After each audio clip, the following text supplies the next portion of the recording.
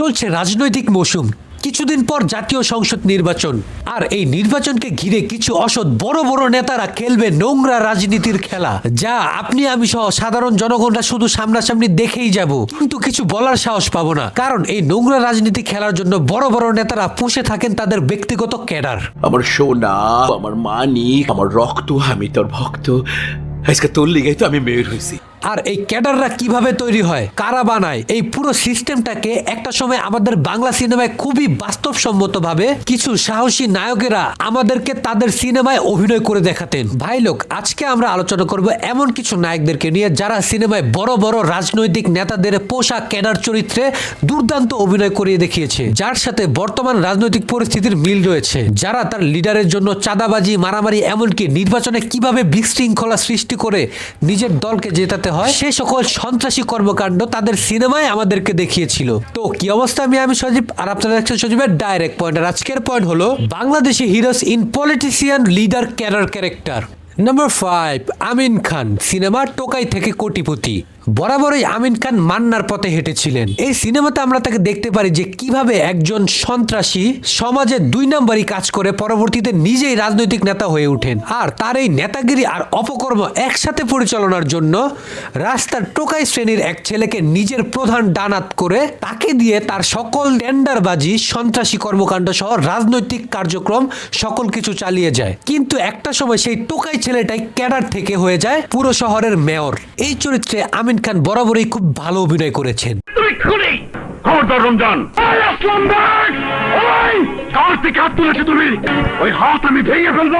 Number 4, Kazi Maruf. Cinema অন্ধকার। এটা কাজী মারুফের ক্যারিয়ারের শুরুর দিকের একটা সিনেমা। সিনেমার গল্পটা একটু ভিন্ন হলেও গন্তব্য এক।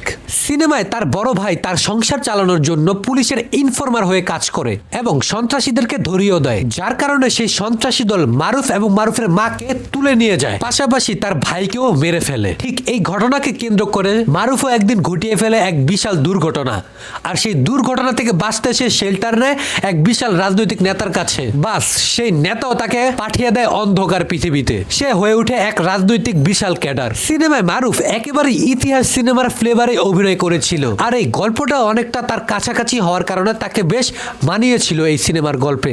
মতো লোকেরা ব্যাংক লোন নিয়ে ফেরত দেয় না। সমস্ত সন্ত্রাসীদের পালন করে কুকর্ম ঢাকার জন্য রাজনীতিকে ব্যবহার করিস। নাম্বার 3, সিয়াম আহমেদ। সিনেমা দহন। এই সিনেমাটা সবচেয়ে র ভাবে বানানো হয়েছে, কারণ সিনেমার গল্পটাই একটা বাস্তব ঘটনা থেকে অনুপ্রাণিত। সিনেমায় আমরা সিয়াম আহমেদকে এক নেতার পোশাক ক্যাডার হিসেবে দেখতে পাই, যে টাকার জন্য তার নেতার সকল হুকুমের কাজ করতে পারে। সিনেমায় কিভাবে রাজনৈতিক বিরোধী দলেরা দেশে অশান্তি ছড়ানোর জন্য ছোটখাটো থেকে অনেক বড় বড় দুর্ঘটনা ঘটাতে পারে, সেই দিকটা খুবই সুন্দর মতো ফুটিয়ে তোলা হয়েছে। একজন ভবঘুরে বকাটে ক্যাডার হিসেবেও দারুণ অভিনয় করেছিলেন সিয়াম আহমেদ। সিনেমার গল্পে আমরা নিজের করা পাপ কিভাবে নিজের উপর এসে পড়তে পারে সেটা খুব কাছ থেকে দেখতে পেরেছিলাম।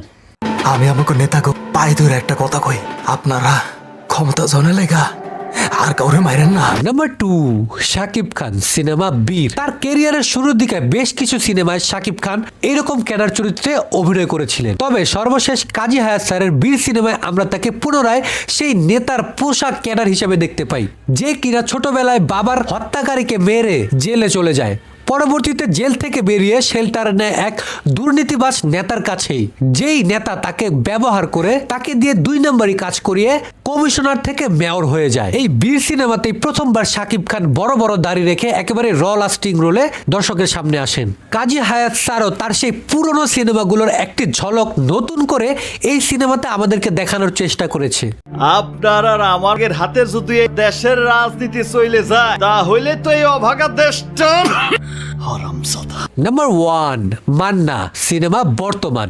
নেতাদের পোষা এই ক্যাডার চরিত্রটাকে সবচেয়ে বেশি এবং সফলভাবে প্রেজেন্ট করতে পেরেছিলেন মান্না, যার কারণে সেই সময় কাজী হায়াতের সবচেয়ে পছন্দের নায়কও ছিল সে।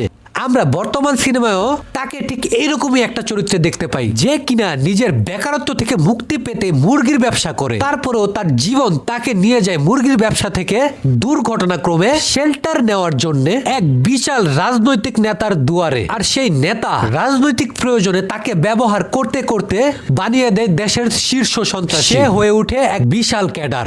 এই সিনেমায় মান্নার অভিনয় দেখে প্রত্যেকটা সিনকে আপনার বাস্তব মনে হবে, আর ইমোশনাল দৃশ্যগুলোতে তার অভিনয় আপনাকে কাঁদিয়ে ছাড়বে।